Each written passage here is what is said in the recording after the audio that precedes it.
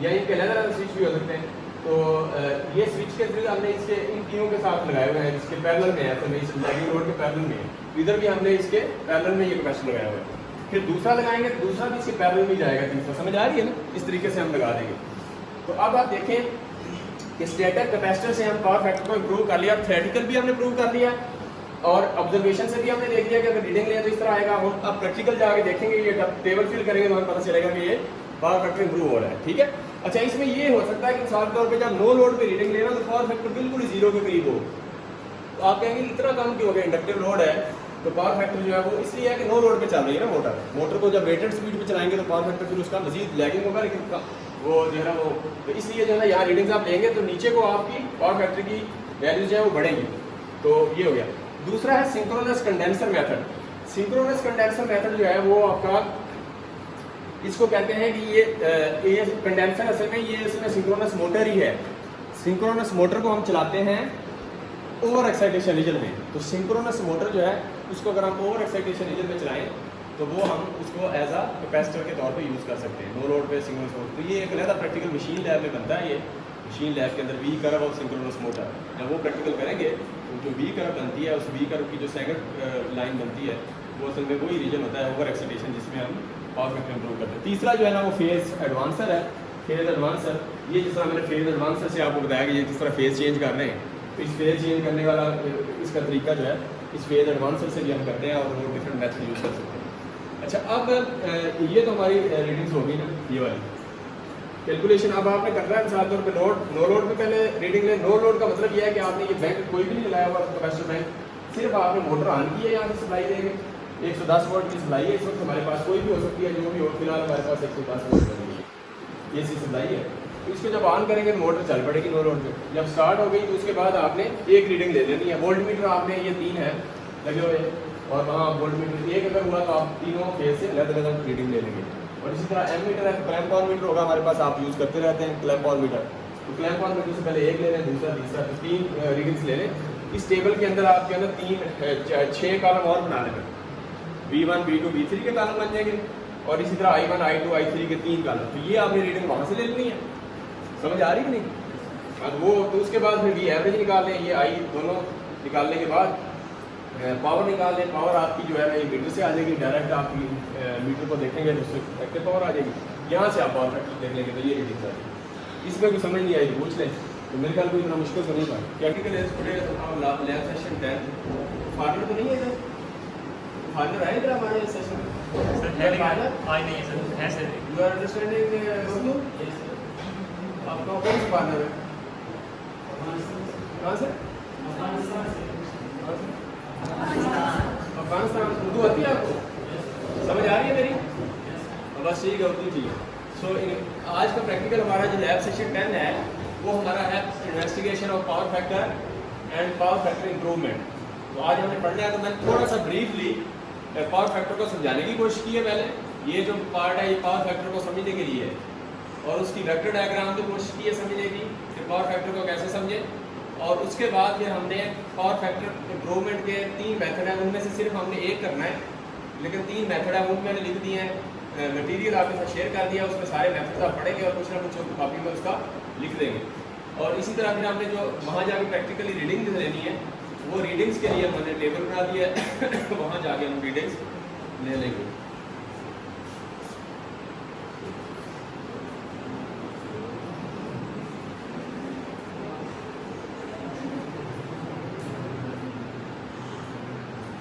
बना ले।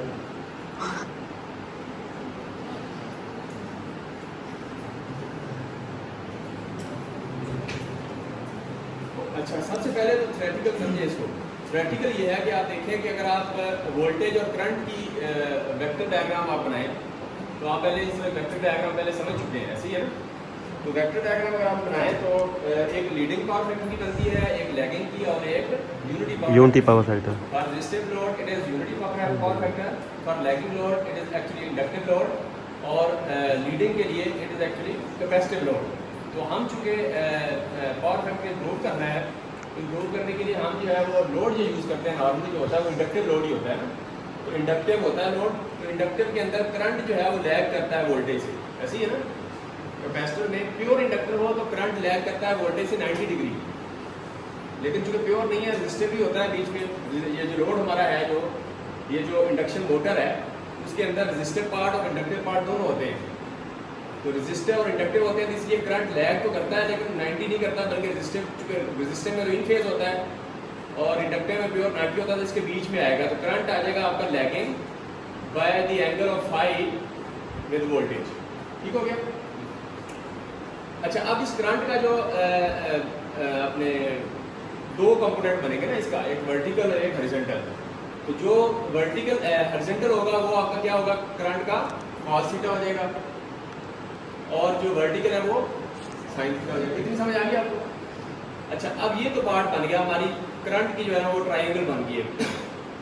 अच्छा, अगर इसी ट्रायंगल में जो हम करंट लिखा हुआ है उसको वोल्टेज से मल्टीप्लाई करते हैं हर जगह, तो इधर भी मैंने I cos थीटा था तो V से मल्टीप्लाई कर दिया, यहाँ I था तो V से मल्टीप्लाई कर दिया, यहाँ I sin थीटा था इसको V से मल्टीप्लाई कर दिया।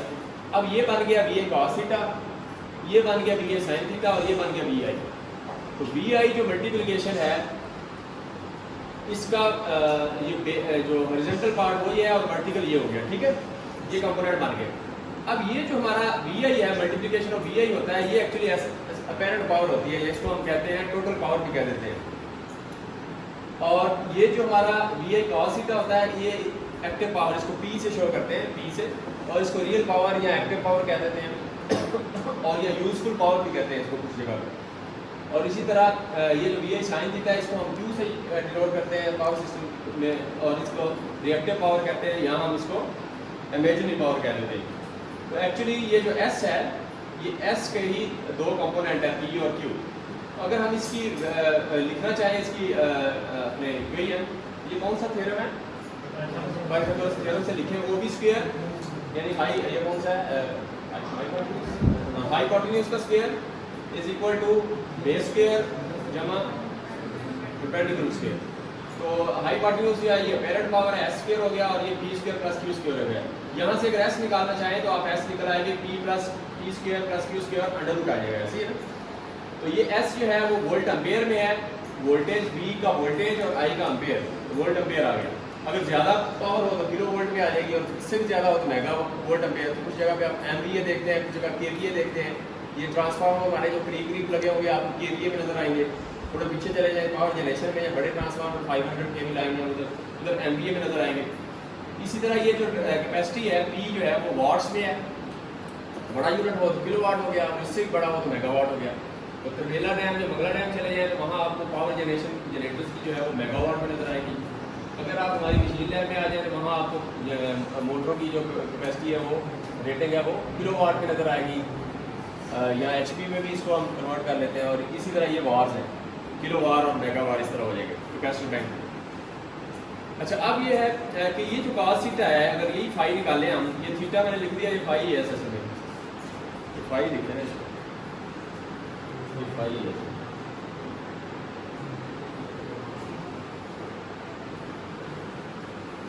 तो ये जो फाई है हमारा,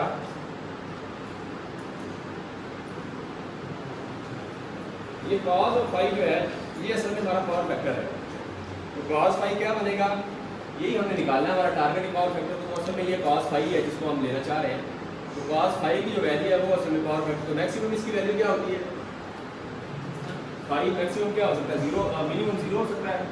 तो cos 0 1 हो जाएगा और मैक्सिमम ये फाई कितना होगा 90, तो ये cos क्या हो जाएगा 0 हो जाएगा।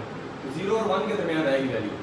और अच्छा, इसी तरह ये जो कि OA माइनस ओवर OB, ये cos फाई है, तो cos फाई का देखें, अगर इसका cos फाई ले हम तो क्या बनेगा, cos फाई बनता है जनाब बेस ओवर हाइपोटेन्यूज। तो बेस आपकी OA हो गई, हाइपोटेन्यूज OB, तो ये OA जो है वो P है, एक्टिव पावर है, और OB जो थी है वो अपेरेंट पावर है। ये इससे आपको निकल आएगी।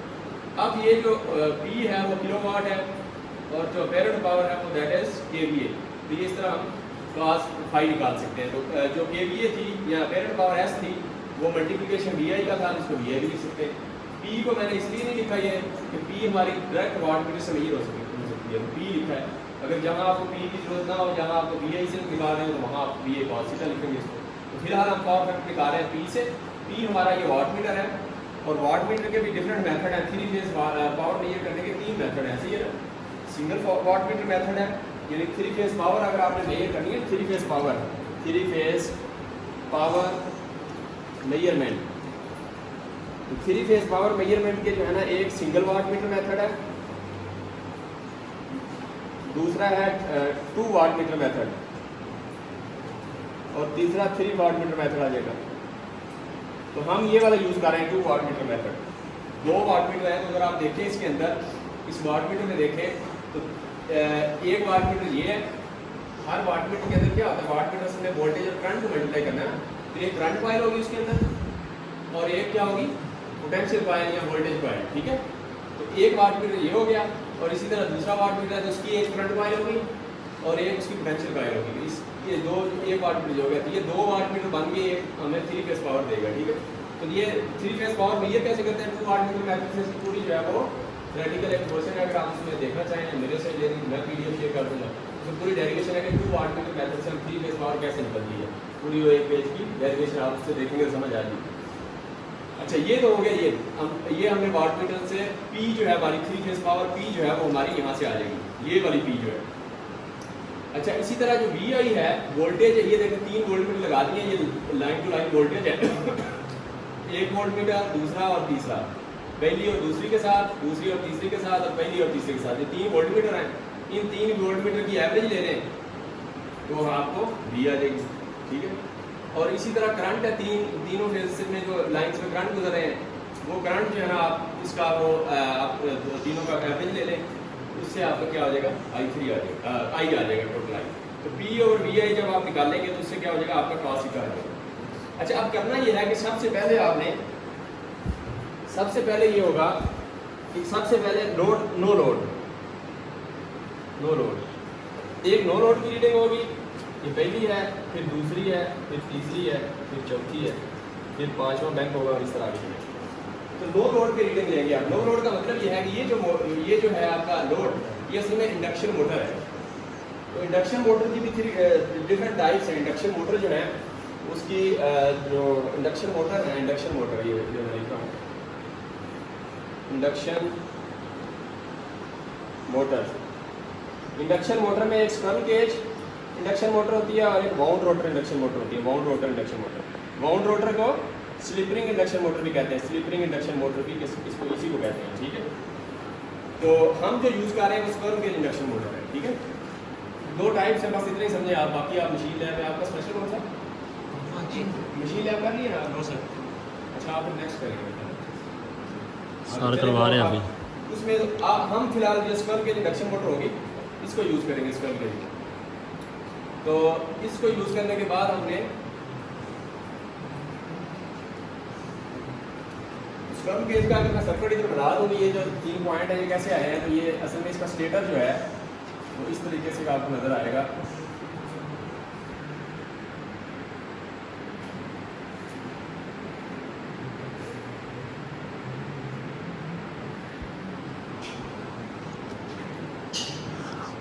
ठीक है, ये एक टर्मिनल आ गया, ये दूसरा आ गया, तीसरा आ गया, 1 2 3 अगर इसको करें 1 2 3, ये पॉइंट इधर कनेक्ट हो गए, ठीक है। इस तरीके से हम कर लेंगे। डेल्टा को कनेक्ट किया, 3 फेजेस होते हैं, 3 फेज है, 3 फेजेस होंगे इसके, 3 वाइंडिंग होगी इसकी स्टेटर पे। और स्क्विरल केज के अंदर रोटर पे वाइंडिंग नहीं होती बल्कि बार्स होती हैं, बार्स, ये बार्स के निशान है, कंडक्टर बार्स है जो अंदर लगी हुई है। रोटर पे कोई वाइंडिंग नहीं है, स्टेटर पे जो है 3 फेज वाइंडिंग है। इसको हम एज ए इंडक्टिव लोड के तौर पे यूज़ करेंगे। इसका हम पावर फैक्टर इंप्रूव करेंगे। कैसे? मिसाल के तौर पे इसकी रियल टाइम एप्लीकेशन क्या होगी, घरों के अंदर ये जितनी भी पंखे हैं, ये सिंगल फेज इंडक्शन मोटर्स हैं, तो घर का पावर फैक्टर तो वैसे नेग्लिजिबल होता है, उसको हम नहीं इंप्रूव करते। लेकिन इंडस्ट्री अगर आपने लगाई हुई है या मतलब बड़ा लोड है कमर्शियल, तो वहाँ आपको जो बिजली का बिल आता है घरों में, तो हमारा बिजली का बिल सिर्फ इसको मेजर करते हैं ना, P को, इससे वो निकालते हैं। बिजली का बिल कैसे आता है बड़ा? बिजली का बिल होता है हमारा, इलेक्ट्रिसिटी जो बिल है वो किलो वाट आवर में होता है ना, ये इलेक्ट्रिसिटी यूनिट्स, इसको यूनिट्स कहते हैं ना, यूनिट्स।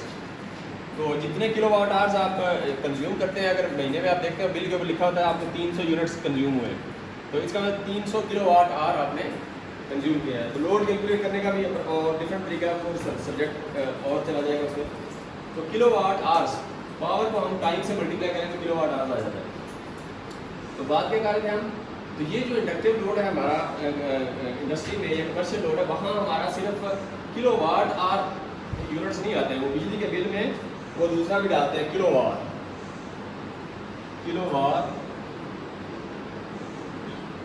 ये जो किलोवाट है ये भी इंक्लूडेड होते हैं ये वाले इलेक्ट्रिसिटी के लिए।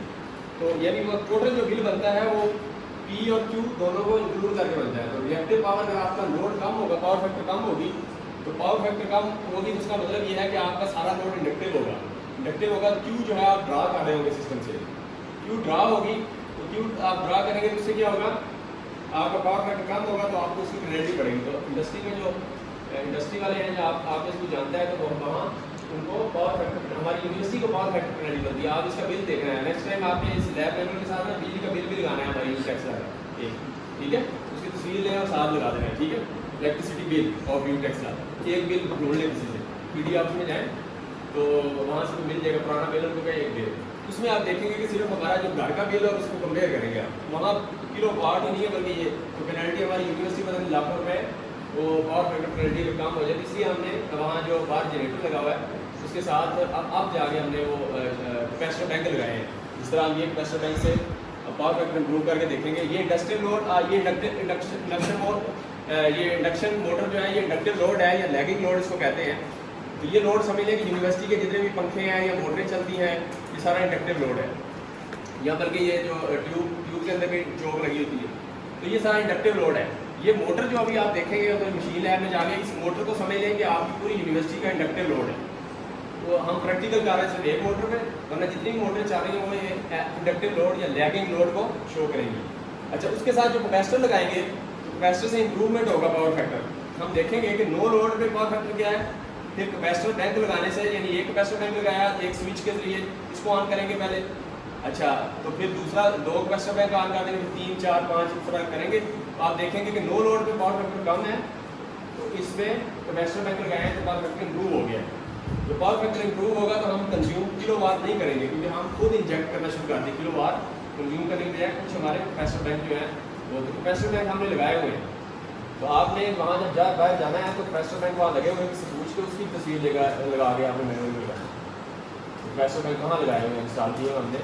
वो जो कैफेटेरिया नहीं, ये अपना ये जो इलेक्ट्रिकल डिपार्टमेंट के साथ है, इसके सामने वहाँ कैपेसिटर बैंक हमने लगे हुए। तो खंभों के ऊपर आप उसकी 2-3 तस्वीरें लेंगे, वो भी साथ लगानी है कि हमारे कैपेसिटर बैंक लगाया हुआ, ठीक है। तो कैपेसिटर बैंक ये जो हमारा प्रैक्टिकल में हमने कैपेसिटर बैंक का रियल टाइम में कैसे शो हो रहे हैं, ठीक है, उधर लगा दिए, किसी जगह पे लगा दें।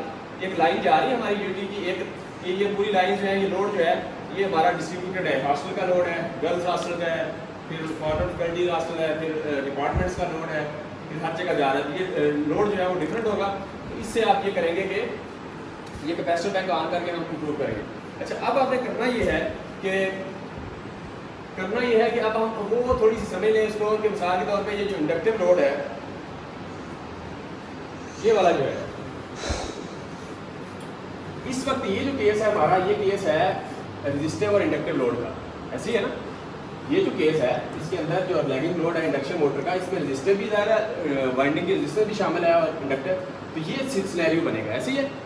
अच्छा, जब हम इसके साथ ये कैपेसिटर बैंक लगाएंगे तो सिनेरियो ये बन जाएगा। बस इसको समझें और इसकी डायग्राम समझ लें, और फिर इससे ये डायग्राम में क्या फर्क पड़ा ये आपने समझना। जब ये समझ आ गया तो इसका मतलब आपको ये समझ। तो वेक्टर की फॉर्म में हम पहले सबसे देखते हैं कि ये करंट फ्लो हो रहा है इसमें और ये वोल्टेज है। तो आपको पता है इंडक्टिव लोड के अंदर अगर सिर्फ ये रेजिस्टिव लोड होता है तो वोल्टेज करंट इन फेज होता है वोल्टेज के, लेकिन चूंकि अगर इंडक्टिव होता तो करंट 90 डिग्री लैग करता, लेकिन चूंकि रेजिस्टिव और इंडक्टिव है इसका मतलब करंट लैग तो करेगा लेकिन for some angle between 0 and 90। तो इसका मतलब ये हुआ कि ये अगर वोल्टेज V हो, ये वाली वोल्टेज, तो करंट जो है वो लैग करेगा I और वो एंगल होगा φ1 which will be between 0 and 90 degree. ठीक हो गया। अच्छा, ये तो हो गया आपका ये।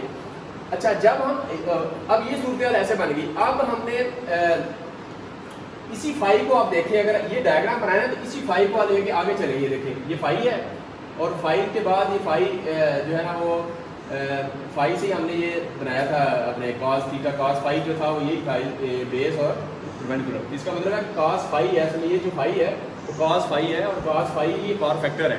तो अगर फाई जो है ये दोनों के दरमियान एंगल कम हो जाए, फाई कम हो जाए, तो पावर फैक्टर कितना होगा? Very good. मतलब जब इन दोनों के बी और आई के दरमियान फाई को कम कर दें अगर हम किस तरीके से, तो कम करेंगे तो cos फाई कम का मतलब कम से कम तो जीरो हो सकता है ना, इन फेज में जीरो हो जाएगा तो cos 0 1 हो जाएगा, मैक्सिमम हो जाएगा पावर फैक्टर, ऐसे ही है ना। और जैसे ही ये फाई बढ़ता जाएगा तो इसका मतलब है कि आपका पावर फैक्टर कम होता जाएगा। तो हमने इसको इसको बढ़ाना है, ये जो फाई है इसको कम करना है, ऐसे ही है ना, ताकि पावर फैक्टर इंप्रूव हो जाए। तो कम कैसे होगा? ये देखिए इस केस में ये फाई 1 बना, वोल्टेज और करंट के दरमियान एंगल। जब हमने एक कैपेसिटर लगा दिया और कैपेसिटर के अंदर करंट फ्लो कर रहा है IC, तो ये जो करंट है ये देखें, ये कैपेसिटर का आपको पता है प्योर कैपेसिटर में जो करंट फ्लो करता है वो वोल्टेज से 90 डिग्री लीड करता है, ऐसे ही है ना। तो ठीक है, सिर्फ कैपेसिटर है, इसके साथ रेजिस्टर इस तरह हमने नहीं लगाया, सिर्फ प्योर कैपेसिटर है, कैपेसिटर बैंक ही लगाया हुआ है, इसके साथ कोई रेजिस्टर कुछ नहीं है। अब ये कैपेसिटर जो है इसके अंदर करंट जो है वो वोल्टेज से, इनपुट वोल्टेज से 90 डिग्री लीड करेगा। तो वोल्टेज हमने पहले बनाई हुई थी, करंट जो है इससे 90 डिग्री लीड कर रहा है, ये 90 डिग्री है। अच्छा, ये लीड कर रहा है। अब vector head to tail rule से हम वेक्टर एडिशन कर लें। तो ये एक वेक्टर ये है और दूसरा वेक्टर हमारा क्या है? ये है, एक I है और एक IC है। तो रिजल्टेंट हमने निकालना है I और IC से मिलके I प्राइम बन रहा है या I डैश बन रहा है। तो I डैश निकालना है, वो क्या होगा? Resultant of this and this. तो हेड टू टेल रूल से इसको जमा कर लें। इसकी टेल है और इसका हेड ये आ गया, और इसके हेड के ऊपर इसकी टेल रखते हैं, इसको इसी तरह पकड़ के इधर ले आए नीचे, ऐसी है ना। तो इसी तरह बिल्कुल परपेंडिकुलर रखना है आपने। ये देखिए परपेंडिकुलर है, इसके बिल्कुल पैरेलल भी है। और इसमें इसकी जो टेल है इधर रखते हैं और जितनी इसकी लेंथ है उतनी इधर हमने लगा दी। अब जो पहले की रिजल्टेंट क्या आएगा? पहले की टेल और आखिरी का हेड, तो ये हमने मिलाया तो ये I प्राइम आ गया, ऐसे ही है ना। तो ये जो I प्राइम है इसका और वोल्टेज, अब रिजल्टेंट करंट ये नहीं रहा, अब टोटल करंट पहले I था, अब टोटल करंट जो है वो I प्राइम है और वोल्टेज वही V है। अब जो एंगल बना है I प्राइम और V के दरमियान, ये असल में हमारा अब एंगल है कैपेसिटर बैंक लगाने के बाद। तो ये जो एंगल बनेगा वो φ2 होगा।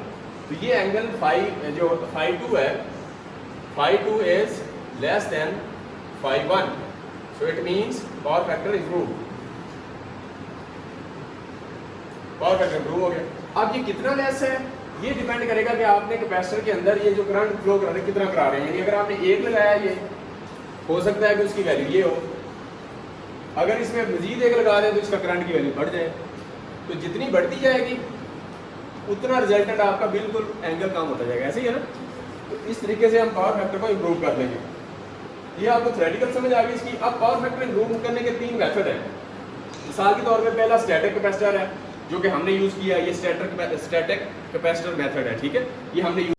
अब यहाँ सबसे देखें, पहले आपको सर्किट नज़र आ रहा है, मैं पूरा डिटेल से उसको समझा देता हूँ। जैसे पहले आपने थ्योरेटिकली वहाँ देखा है, वही मैं प्रैक्टिकली भी देखता हूँ कैसे बना हुआ है सर्किट। नहीं, वो वीडियो एक ही बनानी है जिसमें, एक ही वीडियो है, ज़्यादा नहीं, बस एक ही वीडियो हो पूरी, 2 हो जाएंगे। मर्ज नहीं होंगे ना?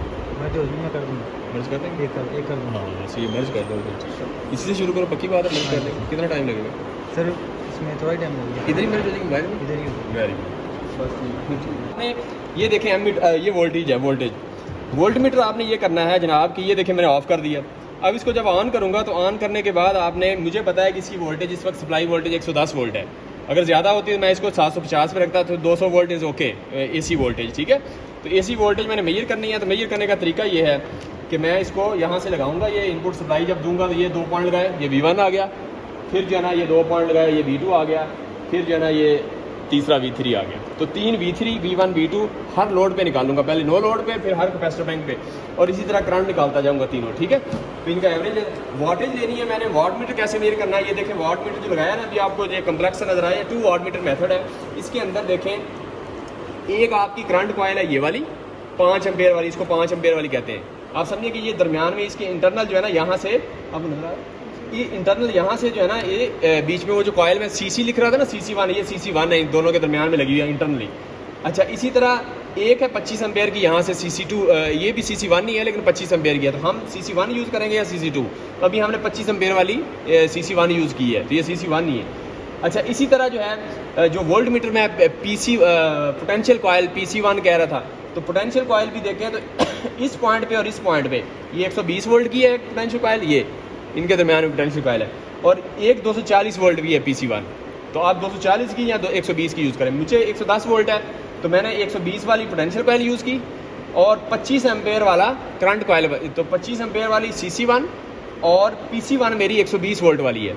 अच्छा, इसी तरह यहाँ देखें तो वो सेम मैंने किया है इधर भी, चूँकि सेम, तो 25 एम्पेयर वाला CC2 और 120 वोल्ट वाली PC2 ये आ गई, ये वो सर्किट में।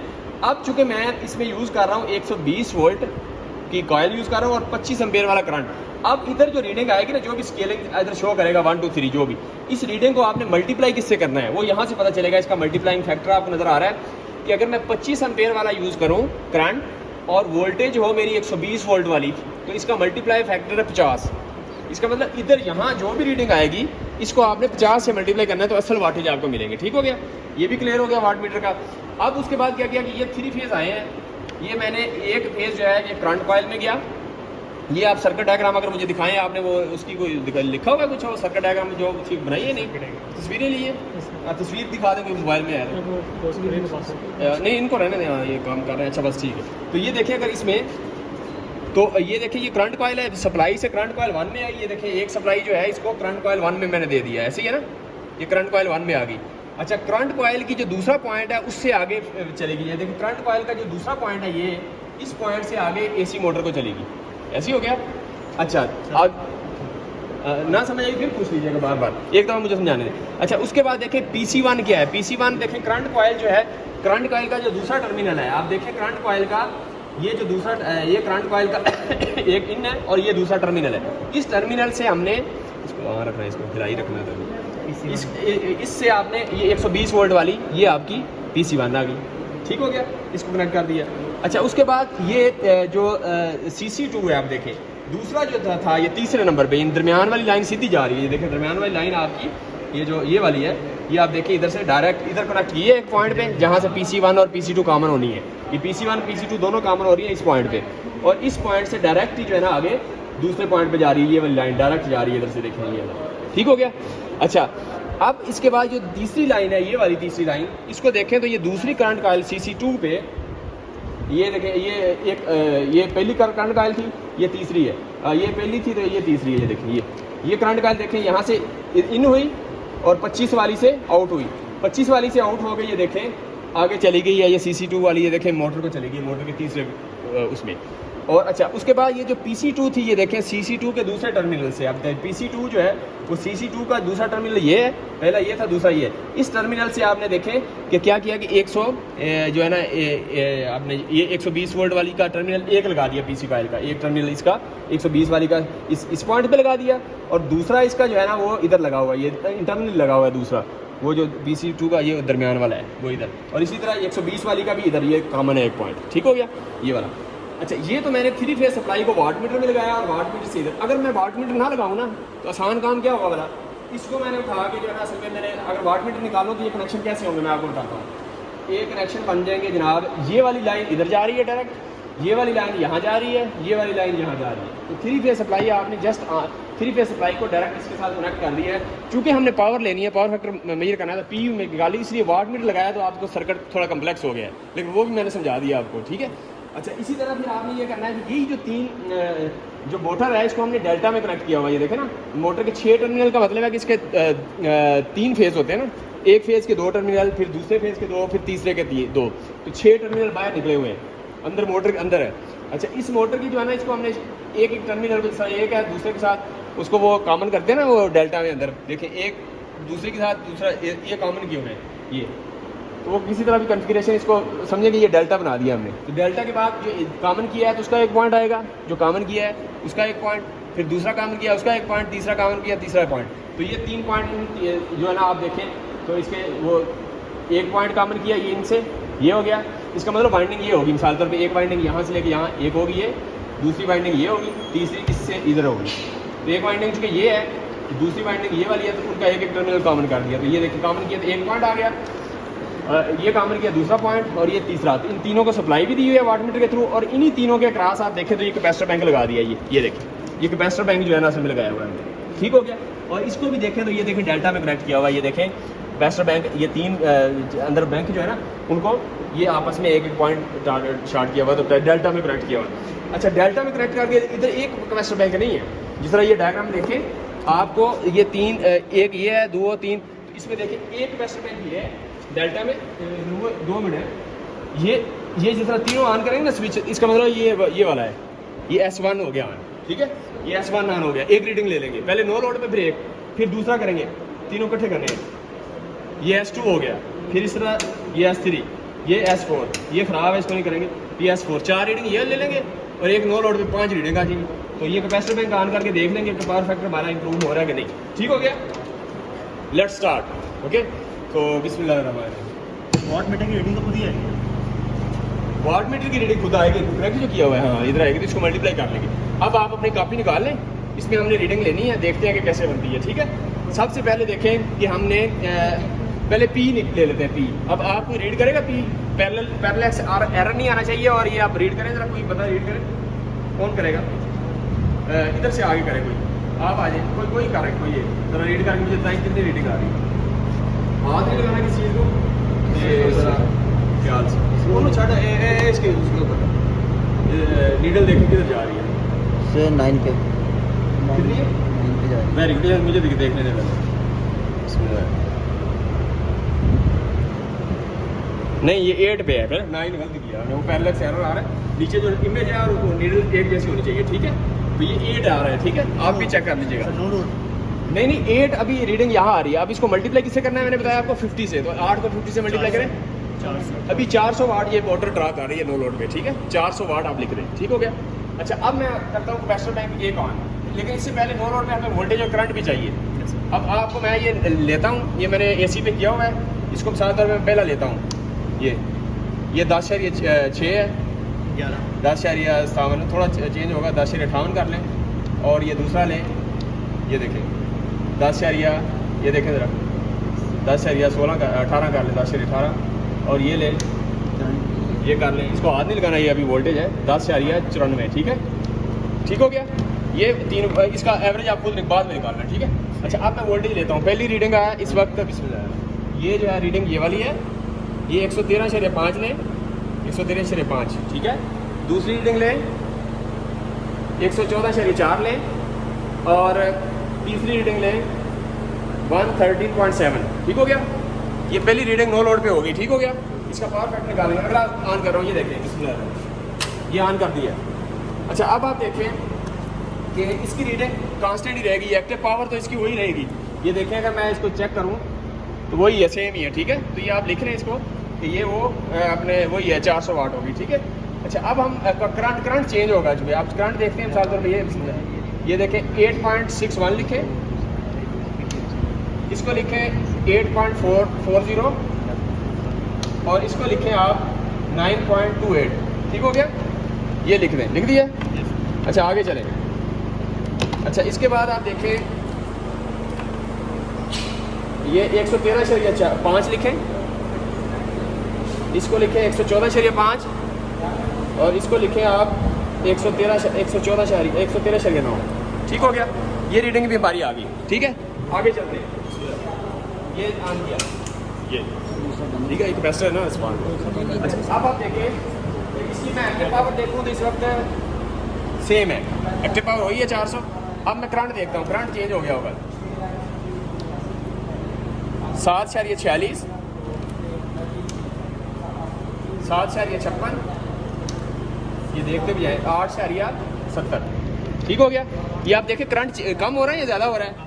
कम होगा तो करंट कम हो रहा है तो पावर फैक्टर क्या होगा, ये कम होगा तो ये आपका ओवरऑल क्या होगा, बढ़ जाएगा, तो cos थीटा बढ़ रहा है। अच्छा, वोल्टेज भी देख लें हम, वोल्टेज जो है वो आपकी 113.7,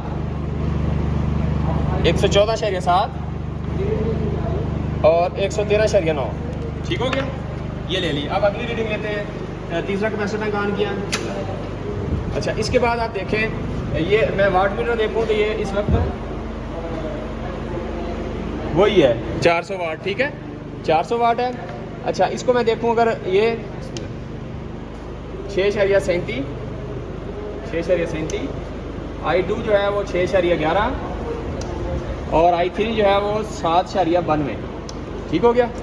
अगर मैं वोल्टेज देखूँ, वोल्टेज मेरी आ जाएगी जनाब 113.114 और 114.9 114.9 और ये आ गई आपकी 113.9।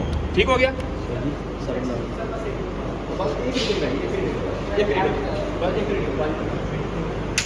बिस्मिल्लाह। ठीक है, ये आपका आखिरी रीडिंग है। अच्छा, ये आपका जो वो पावर वही है 400 वाट। अच्छा, ये देखें 6.55 6.55 लिख भी रहे कि नहीं। अच्छा, I2 है 5.03 और I3 है 7.23।